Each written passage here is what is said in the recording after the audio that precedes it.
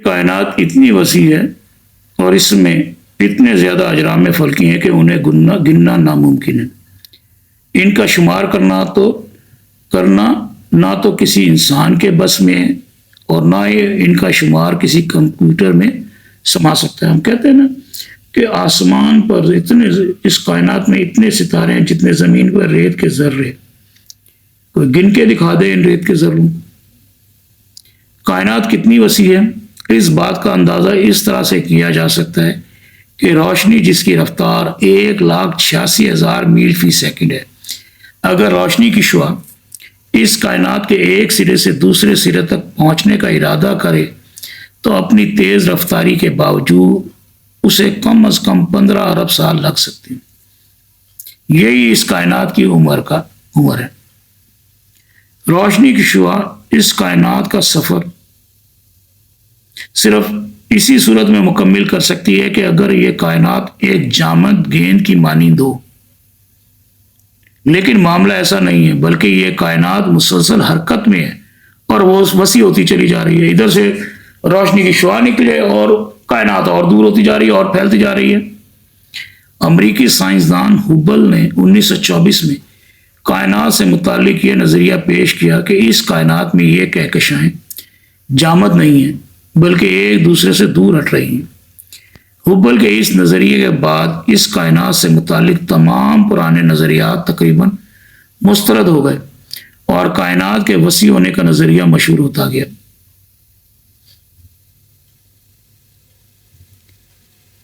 اس کائنات کی وسعت کا یہ عالم ہے کہ روشنی کی شعاع جس کی رفتار 3 لاکھ کلومیٹر فی سیکنڈ ہوتی ہے۔ کتنی؟ 3 لاکھ کلومیٹر فی سیکنڈ اگر ہمیشہ بھی چلتی رہے تو اس کے ایک سرے سے دوسرے سرے تک شاید کبھی نہ پہنچ سکے۔ جدید سائنس کے مطابق ستاروں کی تعداد زمین کے اوپر ریت کے تمام ذرات سے بھی زیادہ ہے۔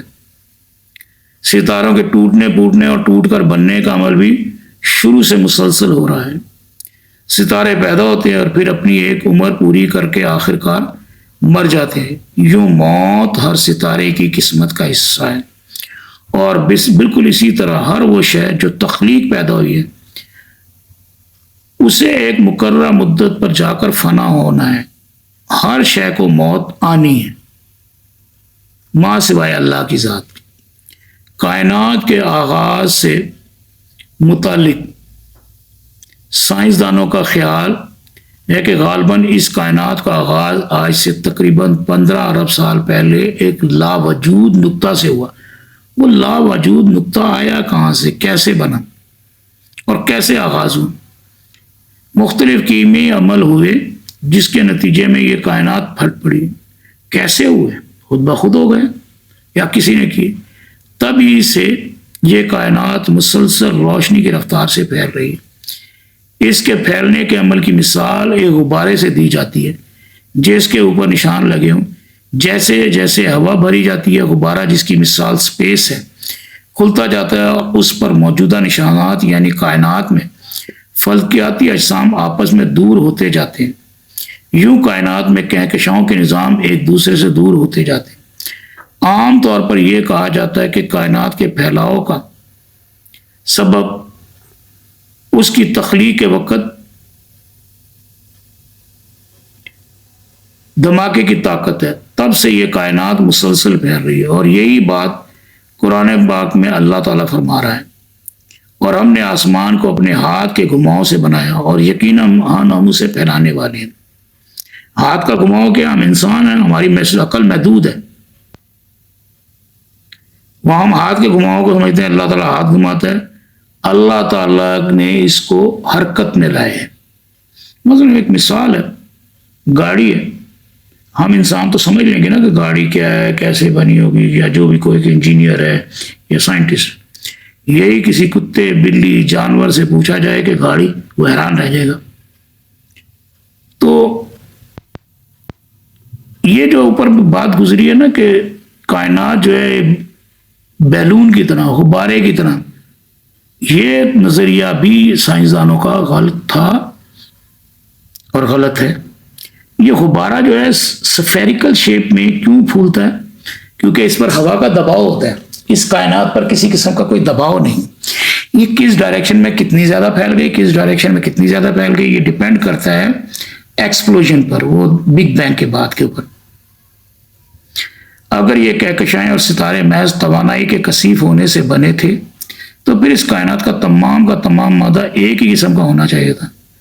لیکن آج ہم اگر زمین کا جائزہ لیتے ہیں تو زمین پر اتنے زیادہ عناصر ہیں اور اس کائنات میں بھی مختلف اجسام مختلف قسم کے مادوں سے بنے ہیں. آخر یہ مختلف قسم کا مادہ کہاں سے آ گیا؟ زمین پر پانی ہے، باقی اگر سولر سسٹم کو ہی دیکھا جائے زمین پر پانی، باقی کسی سیارے پہ پانی نہیں. دراصل اس کی وجہ یہ ہے کہ بالکل ابتدائی دور میں جب توانائی کثیف ہوئی، اس سے ہائیڈروجن گیس بنی جس سے ستاروں اور کہکشاؤں کے نظام وجود میں ہے. پھر اندر کے ایٹمی عوامل فیوژن ریئیکشنز کی بنا پر یعنی کہ زبردست توانائی کے منبع یعنی کہ سورس بنتے چلے گئے، اور اسی عمل کی وجہ سے ہائیڈروجن سے بھاری تر عناصر، خاص طور پر helium, oxygen, carbon, nitrogen, phosphorus اور لوہا وغیرہ جیسے عناصر بنتے چلے گئے. اور اسی طرح سے وہ 92 عناصر جو قدرت میں ہیں تخلیق ہوئے، اور یہی 92 عناصر ہمارے جسم کا حصہ ہیں. تخلیق کا یہ سلسلہ ایک جگہ پر جا کر رک نہیں گیا، بلکہ آج بھی انرجی سے مادہ کے بننے کا عمل جاری و ساری ہے. اس کائنات میں وقت گزرنے کے ساتھ ساتھ لاتعداد ستارے تباہ بھی ہوئے، اور جب یہ تمام ستارے جو تباہ ہو گئے، بلکہ اب بھی بہت سے ستارے تباہ ہوتے رہتے ہیں، ان کا ملبہ خلا میں بکھر گیا. اور پھر کئی مقامات پر جب یہ ملبہ اکٹھا ہوا تو اس کے نتیجے میں کئی مادی وجود بنے جس میں شہاب ثاقب بھی شامل ہیں. لاتعداد کہکشاؤں کا نظام آخر کار کسی نہ کسی مقصد سے تو بنا ہوگا. یہ اتنی زیادہ کہکشائیں اور یہ ان گنت ستارے یوں ہی خود سے نہیں بن گئے، بلکہ ان کو تخلیق کرنے والی کوئی ذات ہے، اور وہی ذات اللہ تعالیٰ ہے. اس ذات کا اللہ سے زیادہ اچھا کوئی نام ہو ہی نہیں سکتا، جس کا نہ کوئی مذکر ہے نہ جمع ہے. ایسی ذات جو خود سے تھی، ہمیشہ سے ہے اور ہمیشہ رہے گی. اب غور طلب بات یہ ہے کہ اتنی زیادہ کہکشائیں بنانے کا کیا مقصد تھا؟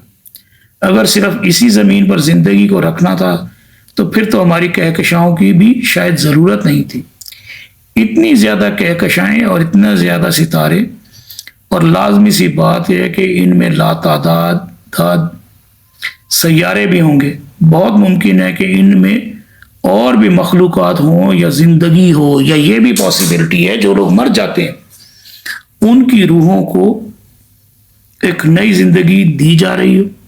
یہ ان کے لیے تو قیامت ہو گئی نا، کیونکہ قیامت کے بعد دوبارہ زندہ کیا جائے گا. یا یہ کمپلیٹ ڈسٹرکشن جس کو قیامت کبریٰ کہتے ہیں، اس کے بعد انہی کہیں مقامات پر ساری سیٹنگ ہے، سیٹ اپ بنا ہوا ہے، روحوں کو رکھا جاتا ہے ان کے مقام کے مطابق، اور وہیں پر ان جگہوں پر آباد کر دیا جائے گا.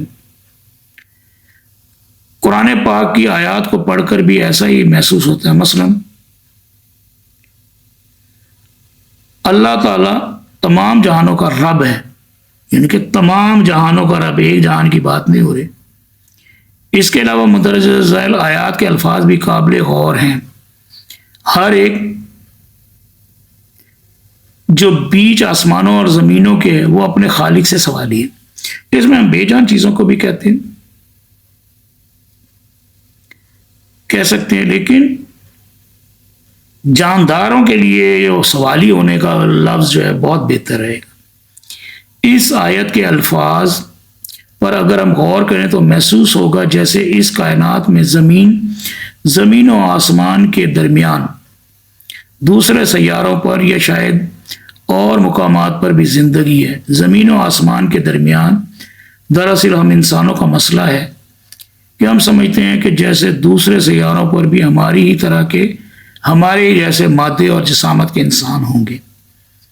ان کے مادی وجود میں بھی اتنا ہی مادہ ہوگا جتنا کہ ہمارے جسم میں، اور ان کی شکل صورت بھی ہمارے جیسی ہوگی. ہو سکتا ہے کہ ان کے اجسام نہایت لطیف ہوں کہ جنہیں ہم دیکھ نہ پاتے ہوں، لطیف ہوں گے تو فاسٹ ٹریول کریں گے. دنیا میں ایسی مخلوقات پر بات تو ہوتی ہے جیسا کہ جنات اور بھوت. مردہ لوگوں کی بھٹکی ہوئی روحوں کو بھوت کہا جاتا ہے. لیکن یہ تو اس زمین پر آباد ہیں. اس کائنات میں لاتعداد سیارے ہیں اور ان لاتعداد سیاروں میں پتہ نہیں کتنی قسم کی مخلوقات ان سیاروں پر آباد ہیں. یو ایف اوز کا ذکر آتا ہے. تو بہت سارے لوگوں کے بیانات ریکارڈ پر ہیں کہ وہ کہتے ہیں ہم نے دیکھا. اگر وہ جھوٹ بول رہے ہیں اتنے زیادہ لوگ جھوٹ کیسے بول سکتے ہیں؟